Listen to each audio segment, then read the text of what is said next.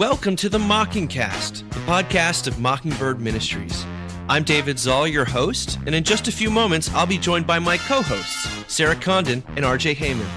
We come to you every week to explore a few of the places where we currently see grace, and its absence, playing out in unexpected and compelling ways. Glad to have you with us. Praise the Lord. Praise the Lord.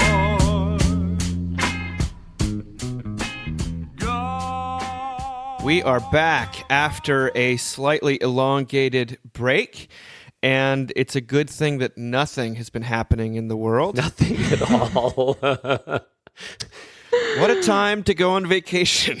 What a time to go on what a time to be alive. Well, I mean, I don't know. Actually, it wasn't all vacation. RJ has moved across the country, and vacation in the Corona times is just a very different story, as we know. But we've got a lot to jump into today. But first, what's going on? How are you doing, guys? Check in. Pulse taking. I mean, we went on air quotes vacation to rural Arkansas, and it was just terrifying. Not because of coronavirus or because of systemic racism, but just because, like, sometimes country folk are terrifying. And there were, like, in our bedroom alone, there were like 6 different ways to die. There was like a saw over the bed. There were 2 guns behind cases. I was like, what have we... Anyway, so we left 4 days early and we're home now. And for all of our many, many country folk listeners I'm sure we have a lot. I just want to say I'm allowed to say that because I am from Mississippi and come from country folk and am usually comfortable in the country, but I can't sleep with a saw over my bed. So it was a great vacation. RJ? We are firmly entrenched in day-to-day living right now and have been for the last 2 weeks or so because we, packed up the house, cleaned the house, drove 1,300 miles, received our boxes 2 days ago. Our new house, which is lovely, the rectory in Florida, is just in shambles because we're kind of 1/3 of the way unpacked, and I'm working, my wife is working, the 3-year-old is driving us crazy. So it is funny, like people will email asking us questions about something that's happening next week. And we're just like, how can we possibly think about next week? Like, I can't even think about tomorrow, So it's really good to be here. I'm so happy we're sort of finally here after this strange kind of season where I was kind of in Houston and kind of in Florida and then in Houston and now I'm a little out of my head. So today will be interesting. It's been an interesting couple of weeks. We talked about this at the beginning of the pandemic, but just as social ties kind of are put on hold for so long, schools you go to, teams you play on, churches you attend, it becomes easier and easier for folks to envision a transition, I think, just because you're not as tied down.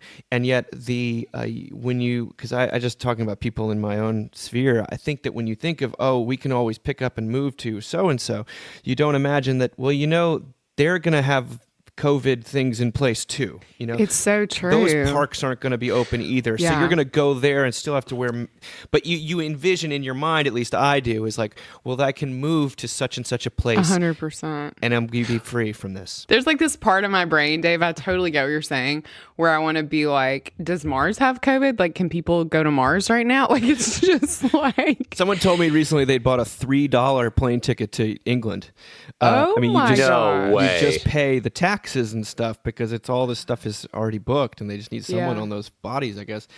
And of course, it's all highly contingent on the fact of whether they'll even allow people in. So here we are, super upbeat at the opening. Oh my gosh, yes, killing episode. But I think that's honest to where we are. I feel that way. We're naming it and claiming it, guys. To begin quote unquote summer after what has felt like a summer vacation for those of us with children, at least. Yet without Spring any of break the never not really in the positive sense, like the summer vacation where you're both working full time and the kids are home and you're not quite sure what to do and you just can't wait for school to start. The summer vacation in that sense. Just 6 more weeks. Yeah. Well, one positive, I think, Yeah, Dave, for at tell least us. in our situation, is that we had Father's Day recently, and Oh, Sarah, yeah, that happened, didn't it?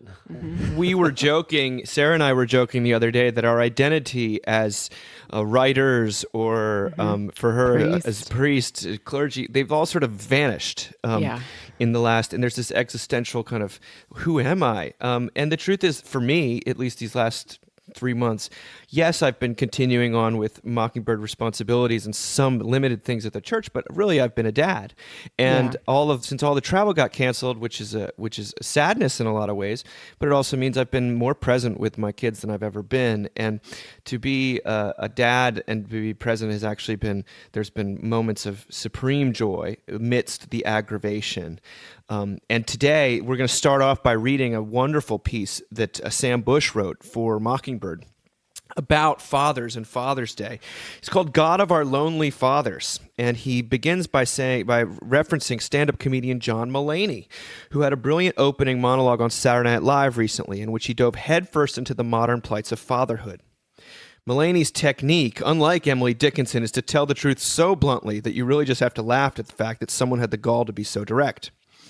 My dad has no friends, he says, and your dad has no friends. And if you think your dad has friends, you're wrong. Your mom has friends, and they have husbands. Those are not your dad's friends.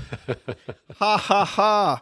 But based on the audience's reaction, he's clearly on to something. Why do dads not have friends? And then Mulaney says, because dads want to be alone. In an age when career often becomes a man's first love, it's hard to make friends when you're an adult male. As someone who is an adult male, I have to agree with him, writes Sam Bush.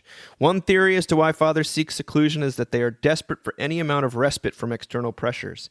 Everyone is under pressure today, and the modern father is no exception.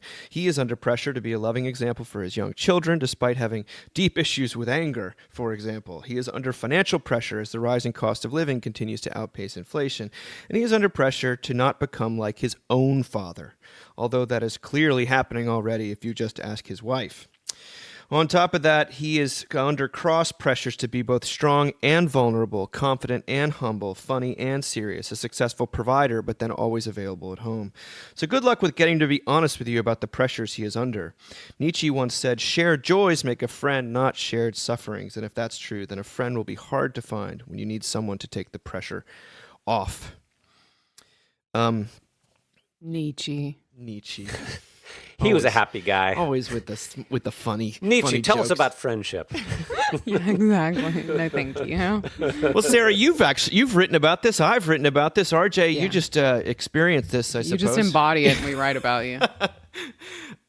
Where See did right through this me. strike you? I know we've all had a lot of time to reevaluate family roles and things like that in this pandemic.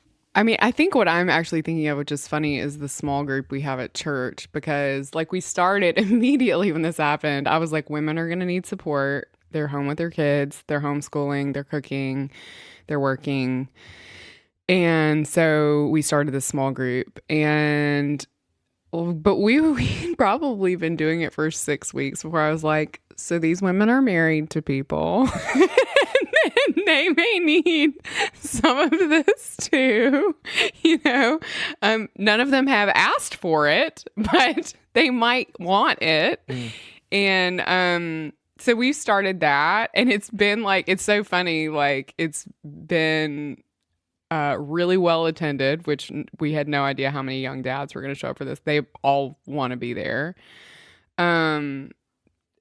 And I think that was, I don't know. I mean, I do think about this a lot, Dave. And I think that was part of the reason I pushed pretty hard for it and kind of pushed the women in my group to be like, tell your husband to show up for this.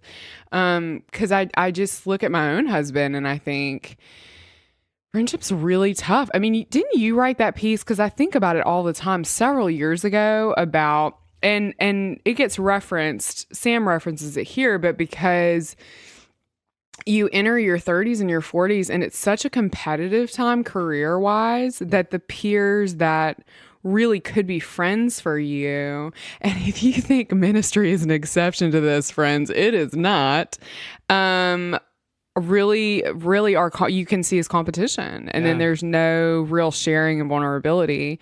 I mean, I think we have exceptions to that in our life. For him to have somebody to call, especially when there's a professional thing he's trying to figure out, is a big deal. A guy his age, because I think that's when it gets really dark, is when it's so competitive that they feel like they can't even reach out and say, hey, I'm struggling with this.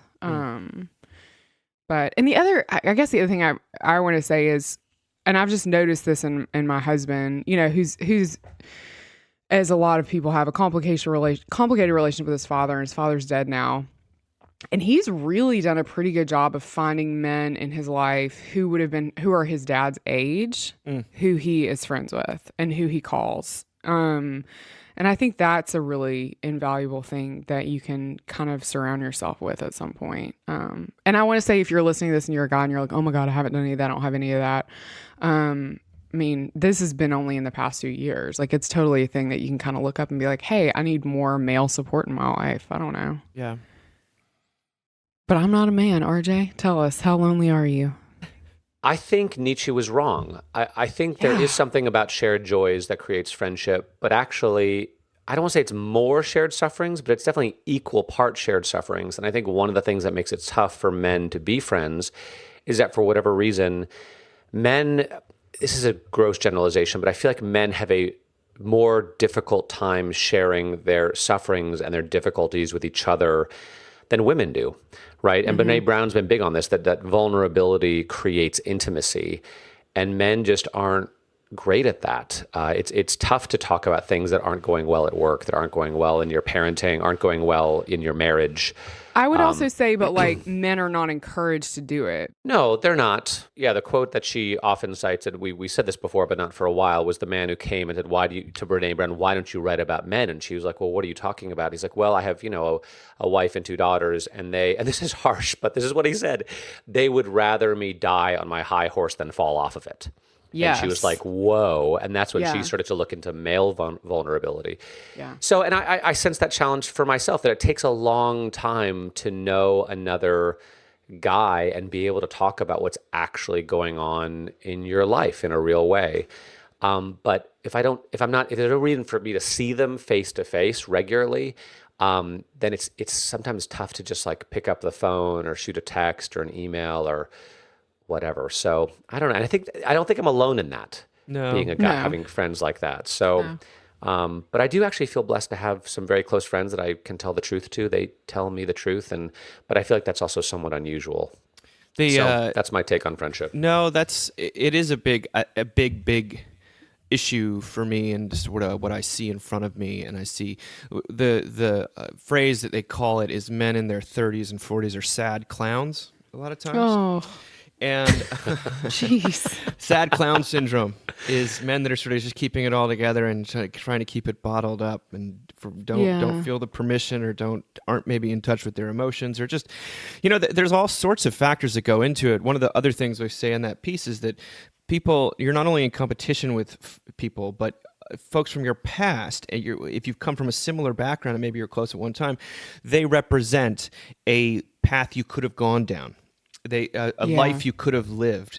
In that sense, they work as a condemnation, as the law to you. And that's not always the case, but I've noticed that men often circle back to those friendships, the people that knew me before I was so-and-so, in later in life. And I think that that's a beautiful thing. And, but I've had a revolution in this particular avenue, because people in ministry, I think you get you get set apart, even if you don't want to, even if they know you're as, just a normal person. There's still a little sense of, don't curse around that guy, or he's the Jesus guy. I think I joked in that. Like, I remember overhearing a friend said, I like Dave. For a Jesus guy, he's so normal, or something like that.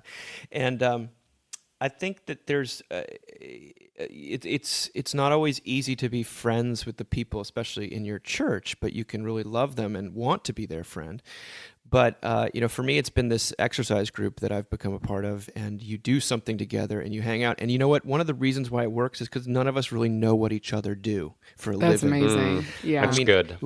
You adopt new names. It's this fellowship. You talk about serious things that are going on in your life, but you do it Dave, outside. you adopt new names? Well, code names. It's called F3, and I Dave, can you tell us your name? Or is this like the Masons? no, my name is Soapbox because I'm a. That's I'm a preacher. perfect. That is perfect. Oh my god! And we found the name of this episode. Oh my god, that's so good. Yeah, Soapbox, and so it's been a great thing to be friends with all these guys that are in a similar stage of life, and there's none of this sort of competitive.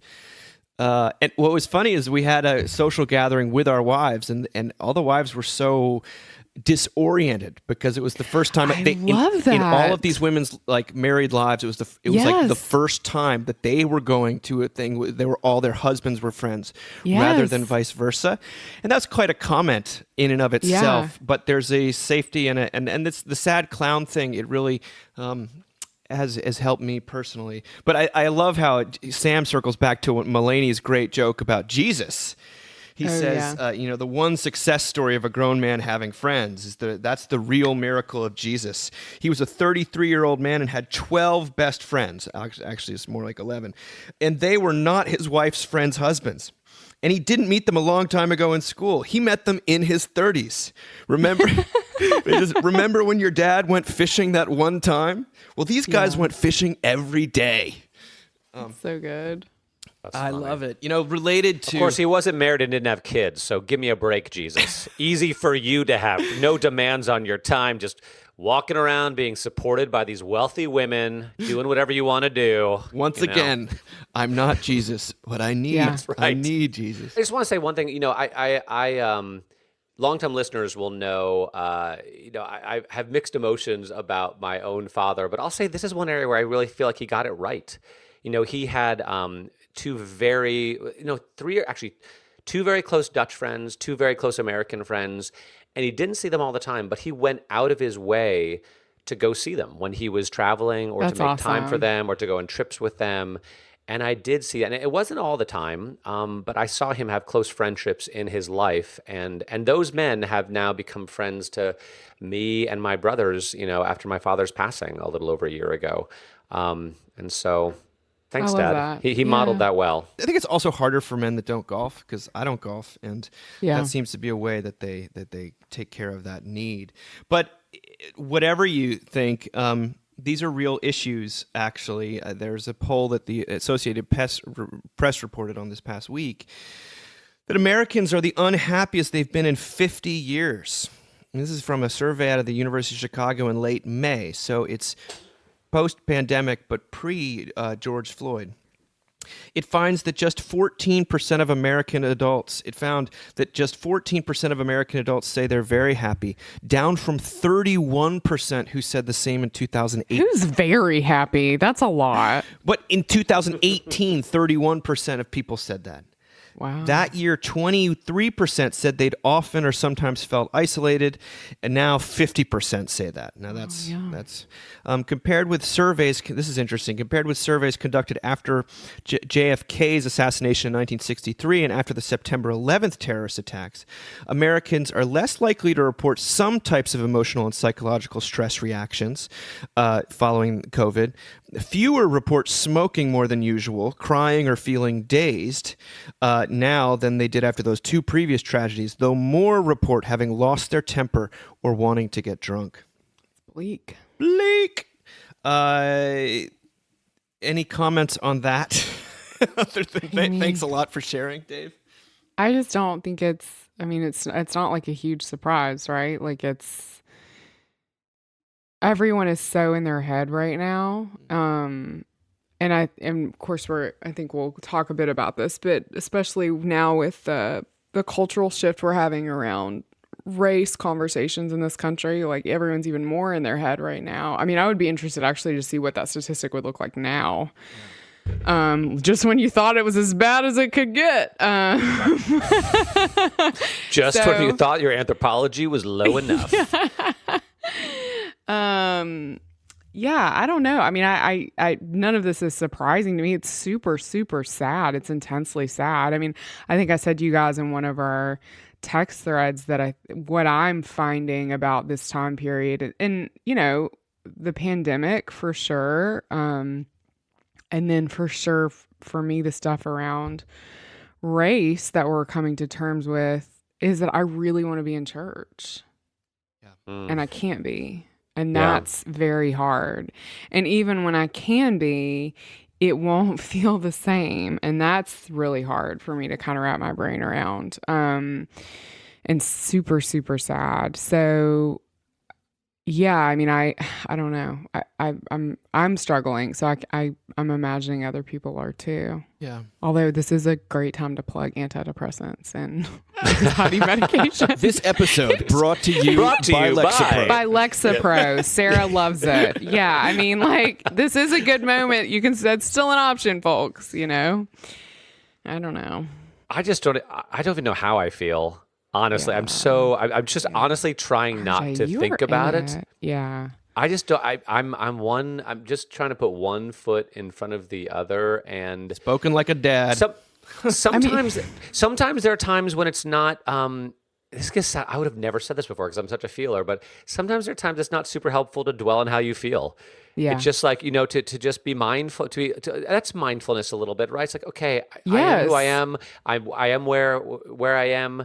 And I just, I need to put one foot in front of the other and know that, today is not going to be like tomorrow or the day after. And that's very much where Jamie and I am right now. So if someone came to me right now and asked me if I was very happy, I definitely would not respond in the affirmative, nor am I very sad. I don't even know where I am. What day is it? What's today? Yeah. Where am I? Well, but that's almost in keeping with what the findings say, is that people feel like, or some people probably feel Disoriented. numb or anesthetized. Yeah. Mm-hmm. And I wonder, Sarah, it feels like the only word I've been able to find to describe aspects of this, because we've talked at great length about some of the blessings, but there's a curse to this past 3 months, in that one of the main places we desperately need to be is the one place we can't be.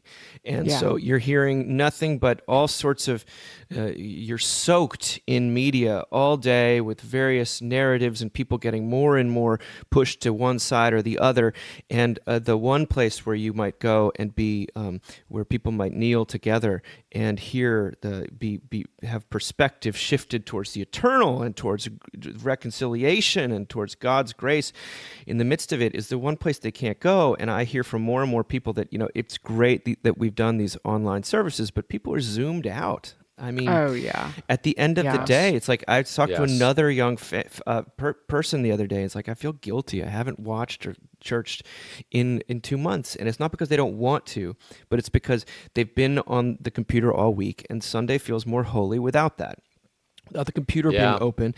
And so, but as a result, you're still getting this sort of stream of voices and input, but never any kind of, let's just say it, never any grace.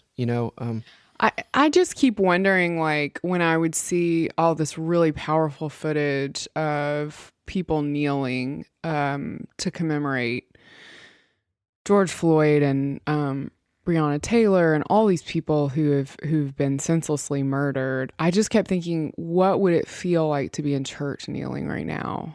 And that I'm sick of acting like online churches, like that. I'm thankful for it. Right. I feel bad saying that, but I'm sick of it. Like, I'm sick of online church. No, she says as the priest's wife and the priest, but I'm just like, there's no tangible there. Do you know what I mean? Yeah.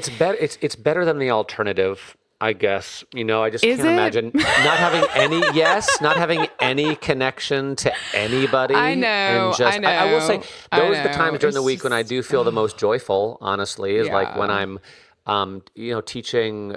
We have a Sunday forum, teaching Sunday school to like 50 adults on Sunday, or doing a little small group, or there is something still. The small group, sure, but it's just, I don't know. I'm really struggling. Like and it's not even like a priestly thing, because I just don't.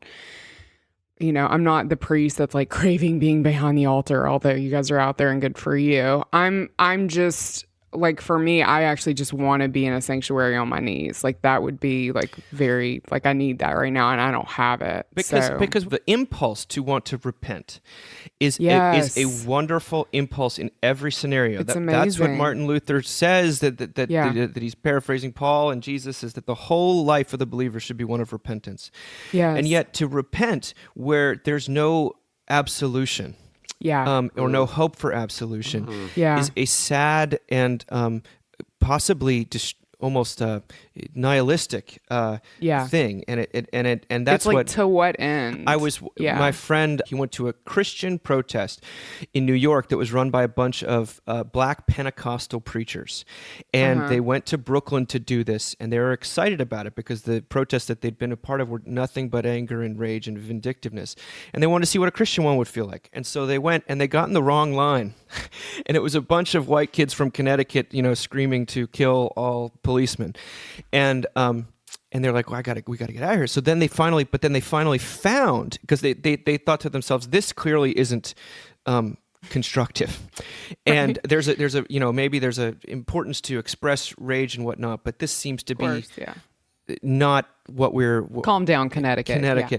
And so then he went. Then they found the Christian one, and it was a bunch of these Pentecostal pastors, Latino and black, and they were protesting and they were on their knees, but they were also pointing to Jesus and the God who reconciles. And he said the difference in tone and hope that you walk away from one versus the other.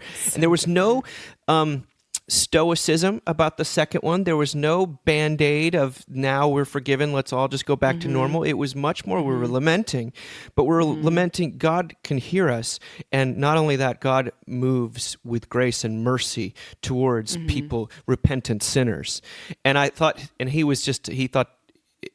he's like, and what was interesting was that it was the people who'd been done against, the culture of the black culture that has been so mistreated, that was actually trying to move, not just have a repentance with nowhere to go. And so I thought that was telling to me. I don't know if there's Dave, it reminds me so much. I mean, I've talked about this on here before, but when I was in hospital chaplaincy, which just involved going into random rooms constantly all day, it just reminds me of how big a difference immediately there was between rooms of believers and rooms that weren't believers. Because there's a death happening, right? And so in our country, in so many ways, there's actual death happening, but then there's like the death of the way we've always done things, and the death of normalcy, and what is a different way. And it just reminds me of like that when I would walk into a hospital room where people were critically ill and dying, if they believed in Jesus,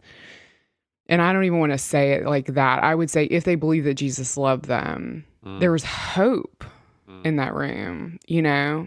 It really reminds me of that. Well, that's beautiful. And it was interesting in this situation. What he was saying was that all of the white kids were lecturing the black pastors about how they shouldn't be talking, even remotely invoking forgiveness. And we're going to get even closer to that. But before we do, Sarah, you said a very interesting thing, that there's a lot of death going on, not just physical death, but the death of what was normal. And in fact, writing in the Atlantic, Ekemini Uwan, I hope I'm saying that right. She is a theologian who wrote something for the Atlantic called "There's No Going Back to Normal." This is what she said. She said, "I see signs that parts of society are beginning to look more to the future and less to reclaiming an old way of life. In thinking about the tension between the past, the present, and the future, I have come to believe that the only way to move forward is to grieve the life we once knew, and to shift our mindsets to radical acceptance of our present reality in order to create a new normal that is better than our pre-pandemic life." The term radical acceptance, she writes, was coined by the psychologist Marcia Linehan.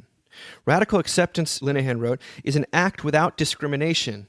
One does not choose what parts of reality to accept and parts to reject. Then she writes something that hits extremely close to home. She says, "I'm a public theologian who frequently speaks at conferences, universities, and churches. In talking with a friend recently about my work, I found myself painstakingly catching my words and rearranging them from present to past tense. The past tense has become a constant companion in the present moment, as every facet of my life has changed due to the pandemic. Mass gatherings such as conferences, my primary source of income, she says, are foreclosed until social distancing measures are lifted. Some scientists project that may not happen till 2022, and that's my reality. Yet my Christian faith teaches me that I am not what I produce. I am valuable because I am a human being endowed by God with intrinsic dignity and worth. I have found solace in that truth. My faith teaches me that my value is not contingent on my circumstances. Radical acceptance, which can be practiced regardless of one's faith or worldview, is a complementary concept. It teaches me to release what I cannot control so that I can focus on what I can change. It's sort of the serenity prayer. Then she finally says, radical acceptance of this reality is, and she's a woman of color, so she's referring to the racist, the sort of post George Floyd outrage as well. She says radical acceptance of this reality is not to be confused with approval of it. Linehan explains it thusly: radical acceptance doesn't mean you don't try to change things, but you can't change anything if you don't accept it, because if you don't accept it, you'll try to change something else that you think is reality. I thought that was perceptive. Oh, I love that. Well, and I think that radical acceptance and a low anthropology really go hand in hand. I think, for me, a lot of this has been frustrating. I'll just be honest, because I'm a student of the South. I mean, I literally got a degree in Southern Studies. It's still a very interesting subject matter to me. And, there have been moments where people are like, I can't believe where, white female fragility is a thing. And like, they were talking about that at Ole Miss 20 years ago in an undergraduate class. And also I think just the thing that drives me crazy is people like, I can't believe that Black people are being treated this way. And I'm like, really? Like, there's this part of me that's like, what did I just read recently, that the last child of a Confederate soldier just died like this past year. Yeah. In the past 6 months or something. I mean, it wasn't that long ago. This awful stuff wasn't that long ago. And I think this idea of a radical acceptance of history and a radical acceptance of, I don't know. I mean, I've said this probably a lot, but I get so sick of people being surprised by sin. I get so sick of it and that's not an acceptance of sin on some level. It's not saying things aren't going to change, and that God, well, this is what I think. I think that often when we say that, we're like, well, what are we going to do to fix it? And I'm like, I actually think the question is, what is God going to do to fix it? And how are we going to trust God in that? And that's, but you have to really, I mean, I have so many sweet friends from seminary who will say to me, I really like the stuff you write, but I really struggle with the low anthropology thing. And I'm like, how are you this progressive and you don't also understand a low anthropology? Like, if you're so hardened towards the way that the world works, how do you not see the innate fallenness and sinfulness of humanity in that? And perhaps the answer is because none of us want to see it in ourselves. Yeah, but it's a rare breed. I think the progressive side of the equation has often been married to a more optimistic view of what human beings are capable of, and then they're sad all the time. And they're sad all the time, right? It's really frustrating to me because it's like, until we plant our feet at the foot of the cross, we're not going anywhere. Yeah. I don't know. And so these people are my friends and I love them so much, but I'm like, you would not be so angry all the time if you didn't expect people to be anything other than people. Well, Sarah, to that point, when we were driving, from Texas to Florida, we were listening to some podcasts, and one of them was an amazing invisibility episode. Really, it was about a lot of things, but it was really about trust. And they talked to one academic who had worked with a particular culture. I can't remember where it was. I want to say somewhere in, was it Albania? Anyway, but in this culture, there was no concept of trust. People did not trust one another. And he was like, how can that be? How can you have a society? How can you have social norms? How can you do anything if you don't trust each other? And he told this story about this man and this older man and younger man who got into a conflict because it had something to do with the older man's daughter, and there was some misunderstanding, and they both thought they were being manipulated. and they had a total falling out. And this academic then went away back to England to do his work and came back a year later, and they were back to being best friends. And he's like, how is this possible? He's like, well, when you don't expect anyone to be trustworthy, it creates space for continued friendships, even when there's no resolution, which was interesting. It was a very much the radical low anthropology of this particular culture allowed people to continue to be in community with one another, even if they had unresolved conflicts. That is wild. It was wild. So I can't remember the name of the episode, but that was as a random thought. I mean, I love that. With regard to this article, I just don't know how to think about this, right? I feel like I've lived through so many things now where it's like, we're never getting back to normal. After 9/11, we're never getting back to normal. After the financial meltdown, we're never getting back to normal. And then we kind of do. And I don't, or maybe we don't. Maybe it's just we incorporate whatever happened into our new normal, and whatever it sort of feels like normal, even though if we think about it, it's not. So I don't know. And then there's things I can control, very much serenity prayer. There's certain things I can control and there's things I can't. Sure. Right? Like I can't control systemic racism on a national level, right? I can do my own little part in my own little place. But things I can control is like, what's church gonna look like? Yeah. And I just don't even know what the answer to that question is. And it's difficult to think about the future and to plan and to not know, are we going to be back to normal in 6 months, or is it going to be 3 years? Right. And who knows? And Right. trying to operate in the midst of this uncertainty is, it's really challenging. And I'm sure Josh and Paul are going through the same things. Like, how do we think about the future? How do we lead people? How do we how do we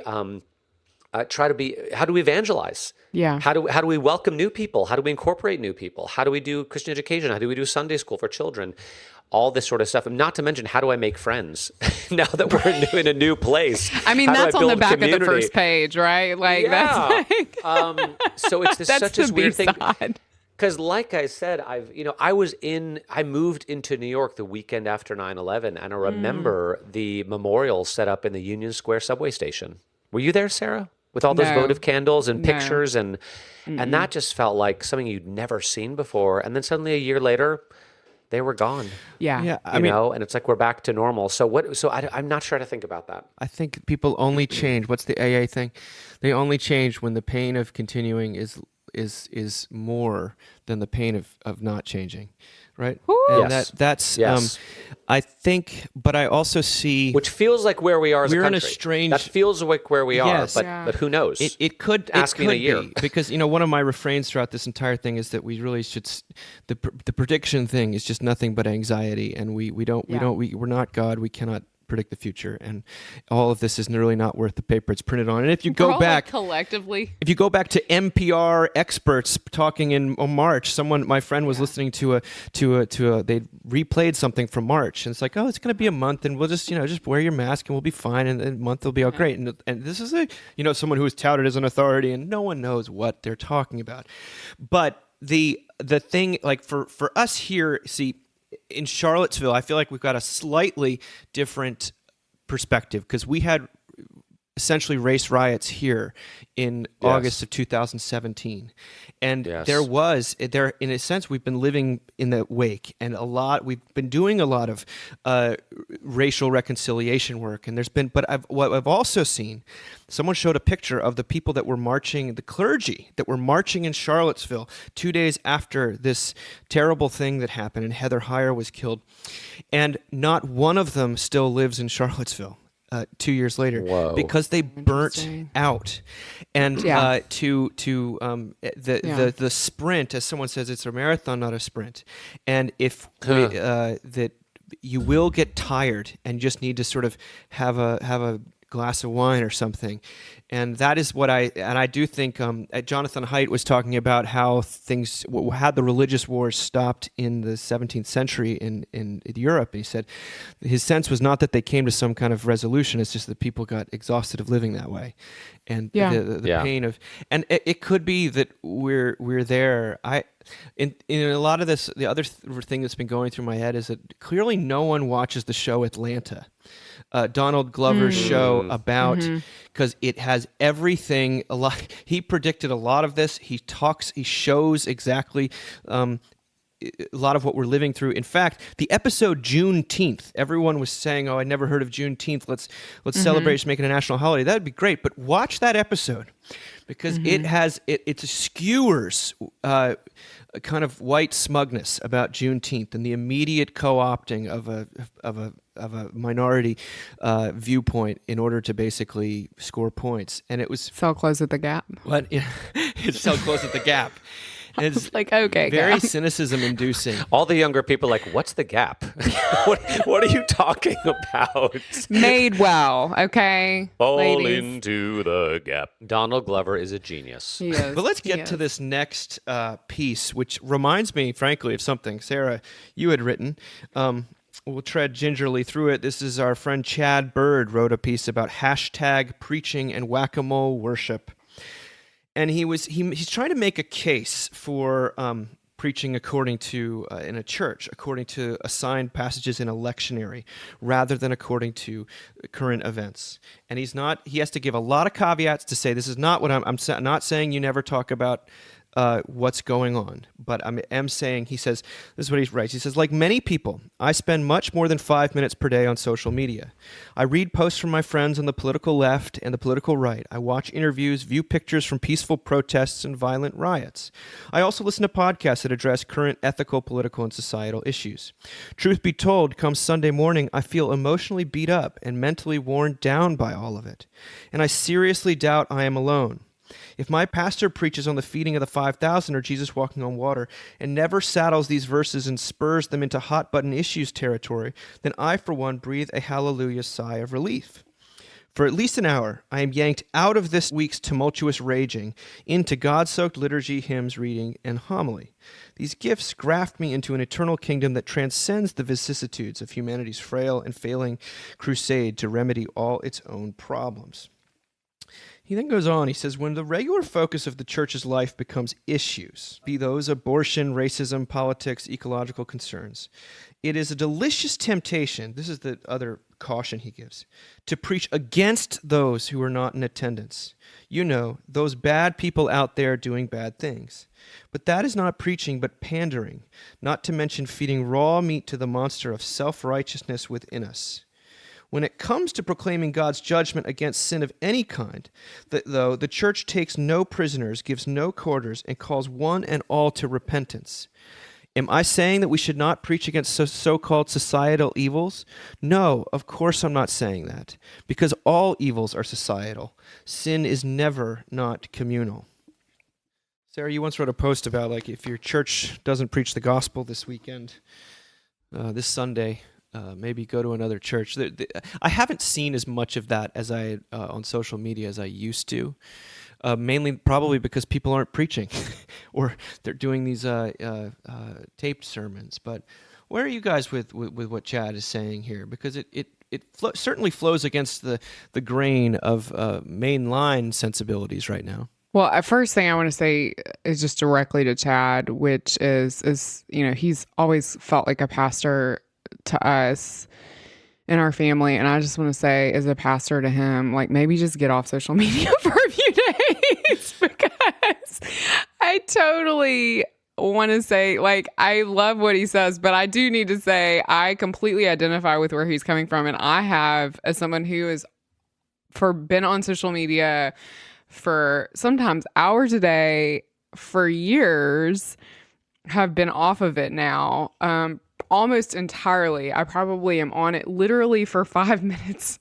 And I've actually looked more at Twitter than I ever have before, just because there are a lot of clergy people my age on Twitter, as we talked about that article where a lot of Anglican presence on Twitter, and that's really bleak.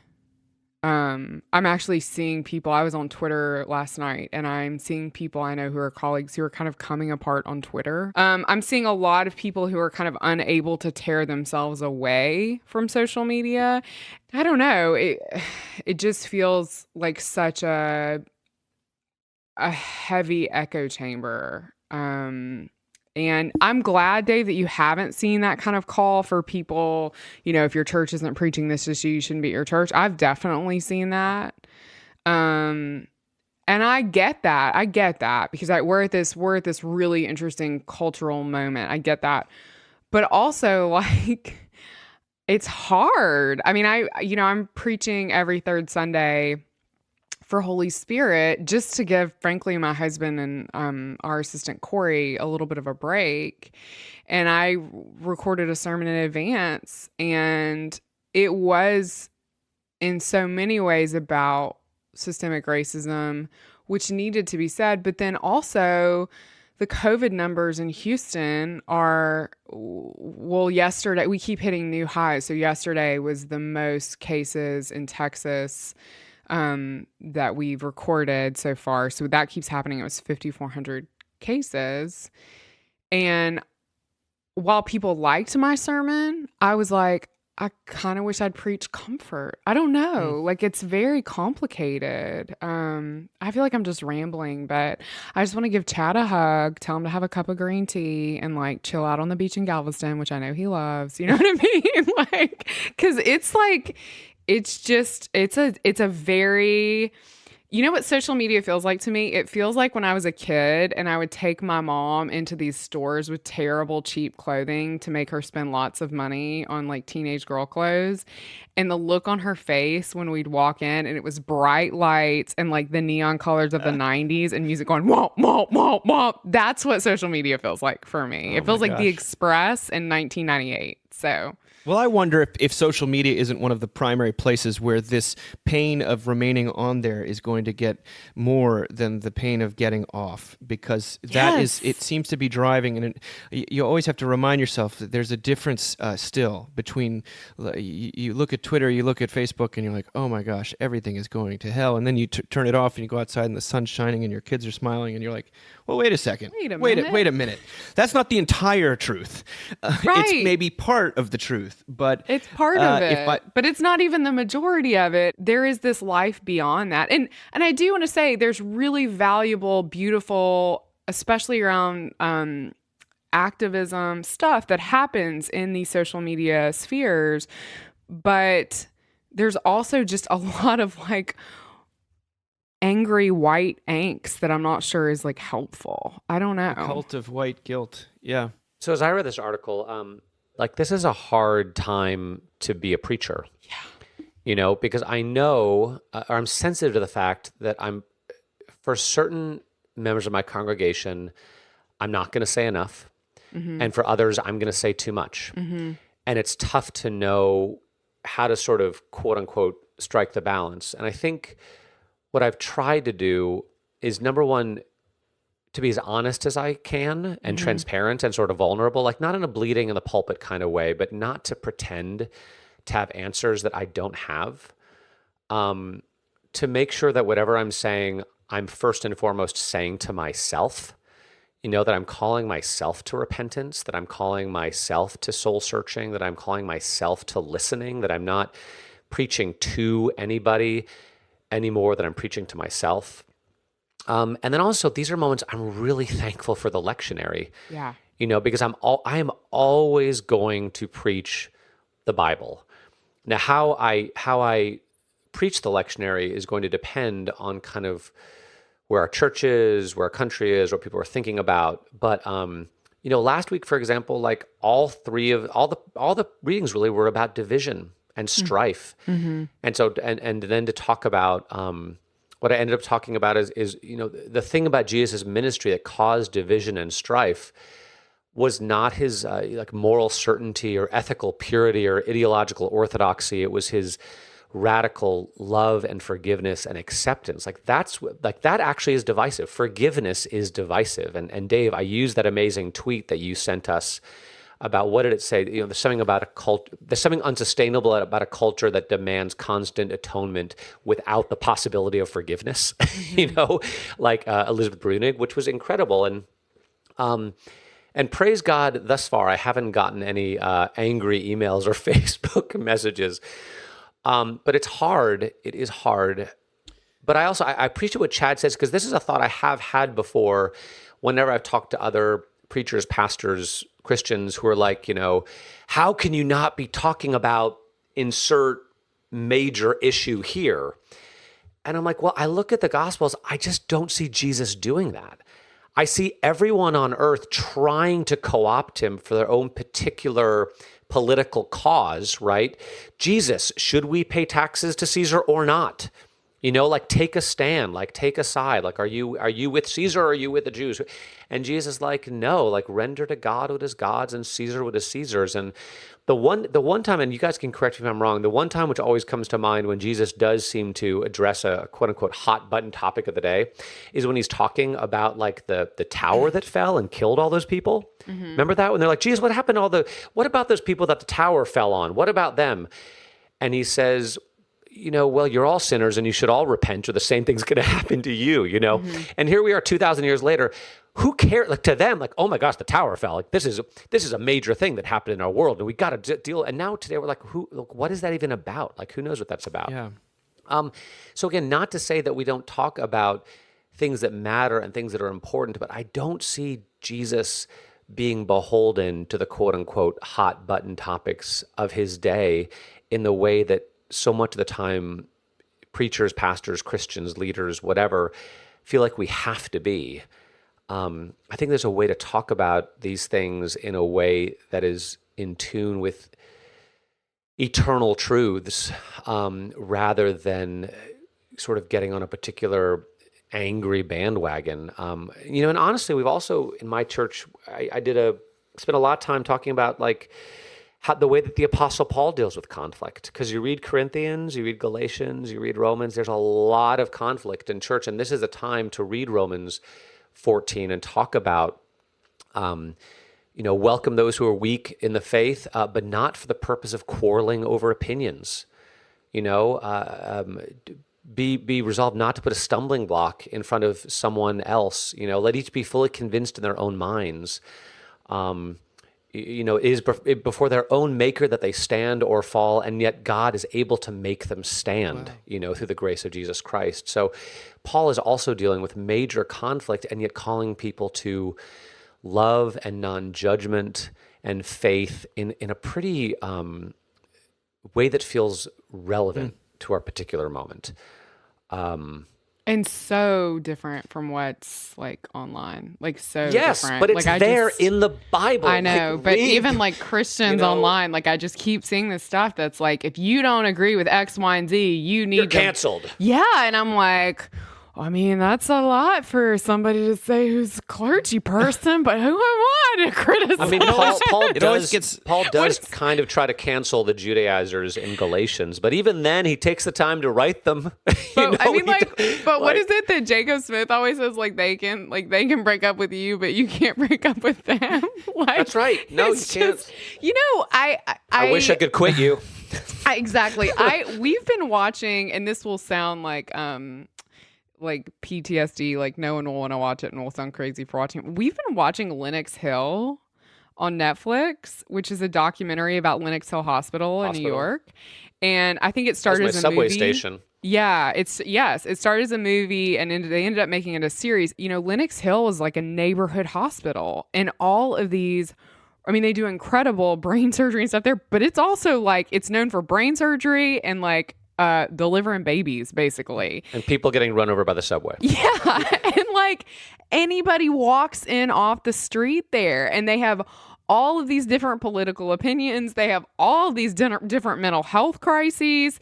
I mean, they're dealing with just such a range of things. And these doctors welcome them in and love them and accept them and offer them hope and healing. And they weep when they die. And like, for me, it's been such a portrait of not just ministry, but also like the Christian life. Wow.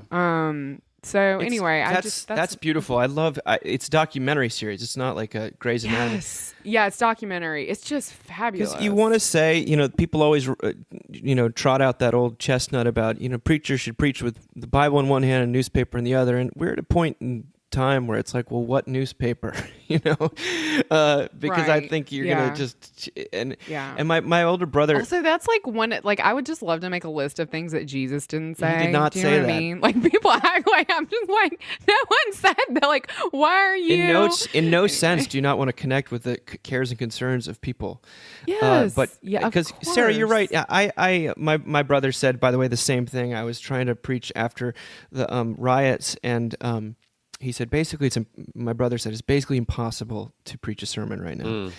And I felt that, and the Holy Spirit, I think, guided me through somewhat, and I said what I felt I could say, and without trying to co-opt any voices or something. But it was one of these situations where afterward I was like, was I doing that because I thought that's what God wanted people to hear, or was I doing that because I wanted to get pats on the back and say, you're courageous, Dave, or I'm so glad you said something, because that's what you haven't actually preached a sermon when people walk out and they'll be like, good for you for bolstering my sense of how good I am, but you have preached a sermon. Righteous right now, thank you. You have preached a sermon when someone walks out and be like, you were in my bedroom last night. How did you know about what the pain I'm feeling?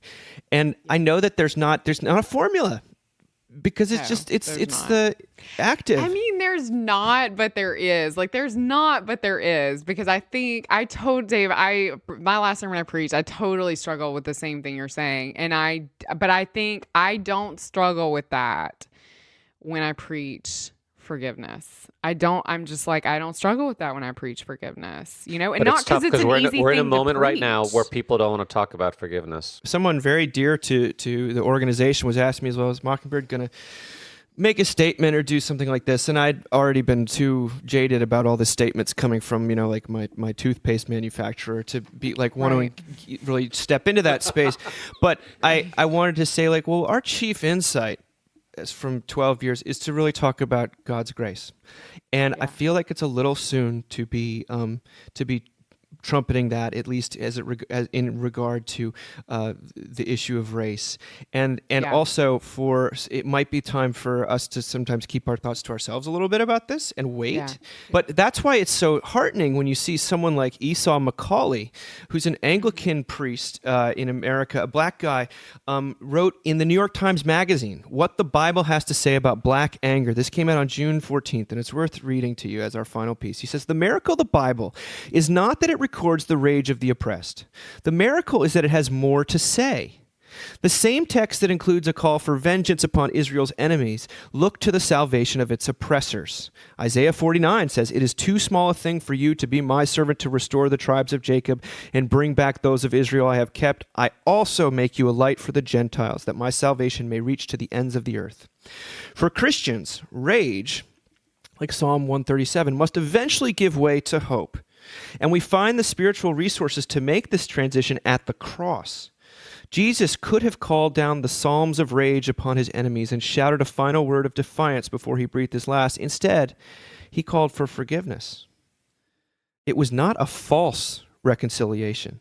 Jesus experienced the reality of state-sponsored terror. That is why the black Christian has always felt a particular kinship with this crucified king from an oppressed ethnic group. The cross helps us make sense of the lynching tree. And Jesus' resurrection 3 days after his crucifixion shows that neither the lynching tree nor the cross have the final say about those whom God values. The state thought that violence could stop God's purposes. For the Christian, the resurrection makes clear the futility of the attempt. Further, Jesus' profound act of forgiving his opponents provides me with the theological resources to hope. Dare we speak of hope when chants of "I can't breathe" echo in the streets? Do we risk the criticism commonly levied at Christians that we move too quickly to hope because faith pacifies? Resurrection hope, Macaulay writes, doesn't remove the Christian from the struggle for justice. It empties the state's greatest weapon, the fear of death, of its power. Hope is possible if we recognize that it does not rule out justice. It is what separates justice, though, from vengeance. Howard Thurman wrote in his classic work, Jesus and the Disinherited, about how rage, once unleashed, tends to spill out beyond its intended target and consume everything. The hatred of our enemy that we take to the streets returns with us to our friendships, marriages, and communities. It damages our own souls. Talk about a reason for hope. Esau Macaulay has since been asked to become a contributing columnist to the New York Times, which is just I saw that. Praise God. bonkers It's really to me. cool. So, and if you're Amazing. listening, we salute you and we pray for you. Yeah. We salute you.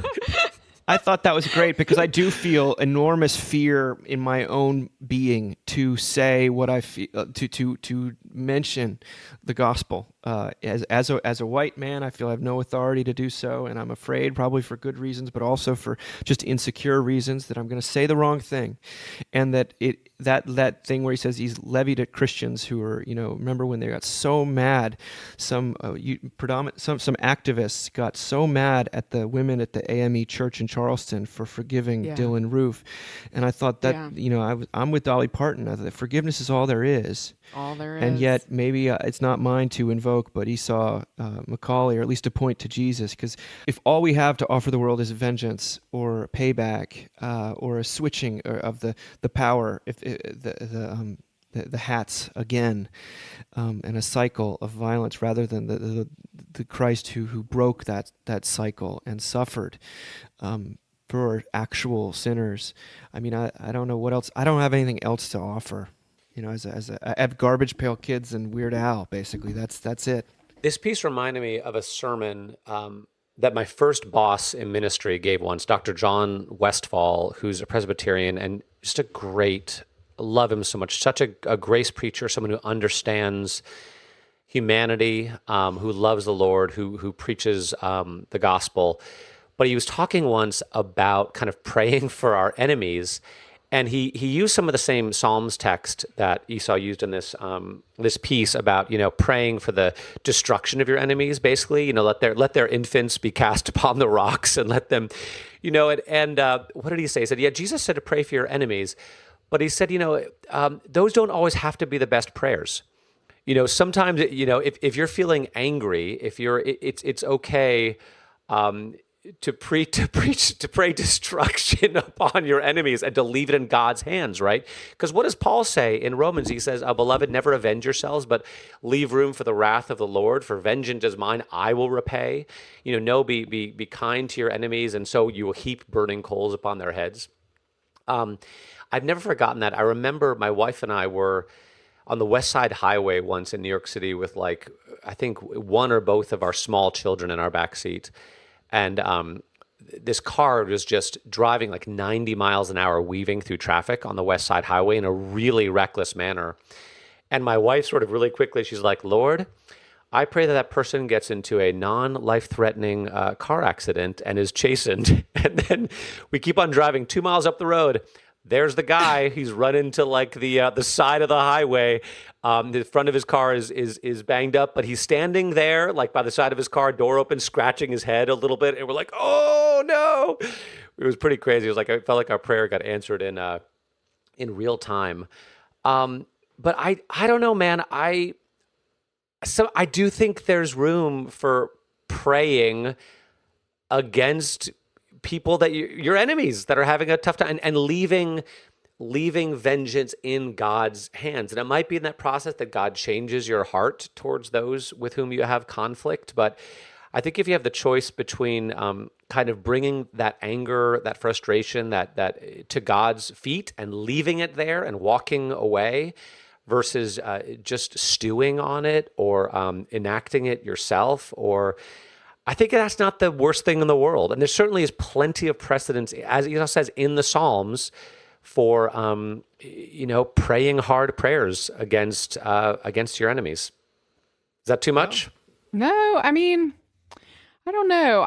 I was thinking, it's so funny. I was reading this because obviously I'm a white woman in 2020 and, really don't deal with, especially out in wider culture, with much oppression. But I do deal with it in the church. And just the wider church. It's, people are still not used to women in leadership. And I was thinking about the guy who told Beth Moore to go home, about John MacArthur. And, we talked about that a lot on here, and was just thinking about how hurtful that was when he talked about women not being in ministry. And, there was just these massive responses. And then how angry I felt with him initially. And then I don't know how, I always say this, so I've probably said it too much, but I just always think about how people wake up in the morning,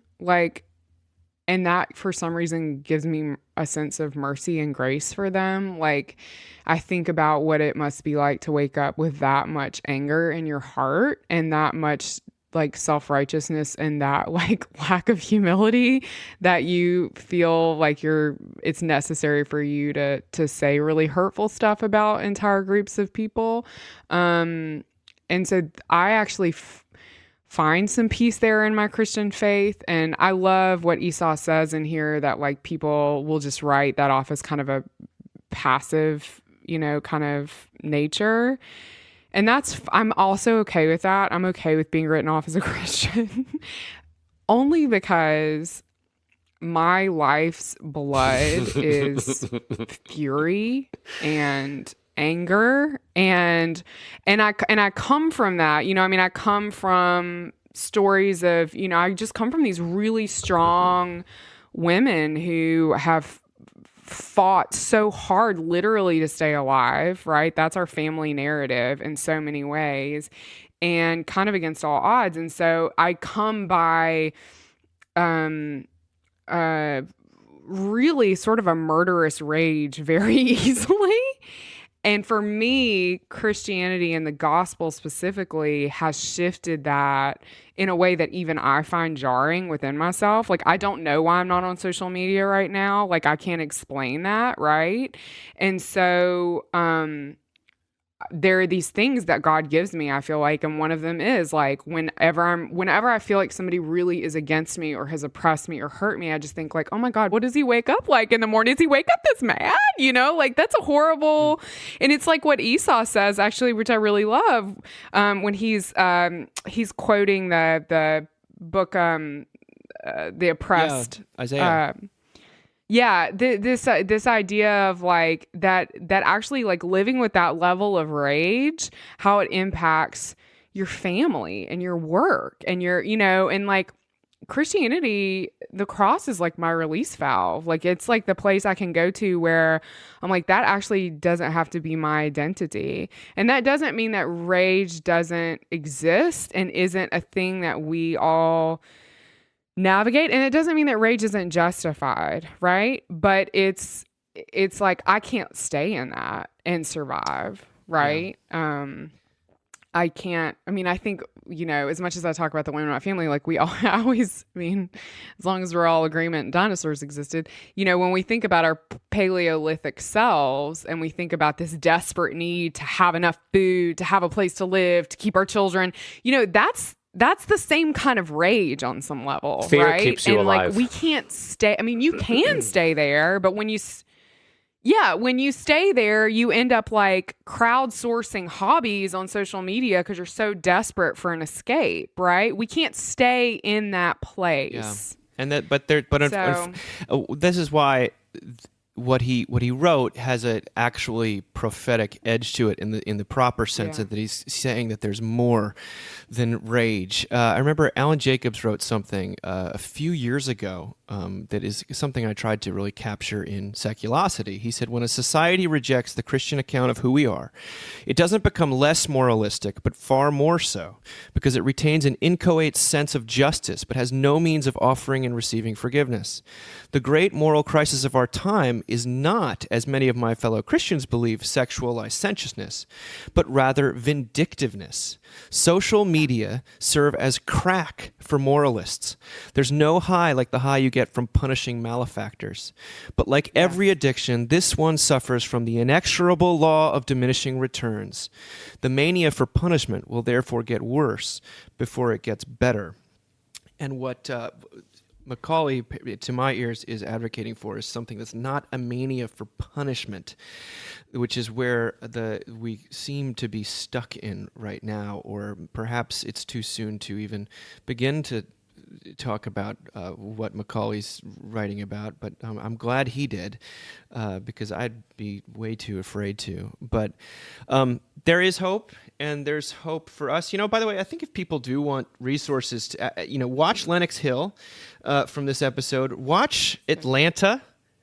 And then read Jacob's book How to Think, because I'm not the biggest fan of its title, but I think that it's, as far as a guidebook of how to negotiate tribalism and factionalism and rage and online this and just surviving. It's a very, very beautiful handbook, and it's very short and easy to read. You had me at short and easy to read. Well, it's a great to be back with the two of you. We'll continue this as regularly as we can throughout the summer. So I'm not going to commit to every week, but we're going to catch as catch can, and I can't wait to talk to you guys again soon. Good to be with you guys. Bye. Bye, friends.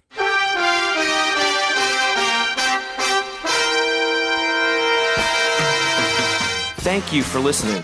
Remember, you can find us on the web at www.mbird.com. And we'd always love to hear from you at info@mbird.com. Audio production for the Mockingcast is provided by TJ Hester. And if you like what you've heard, please do drop over to iTunes and leave us a rating and review. Until next time. Praise the Lord.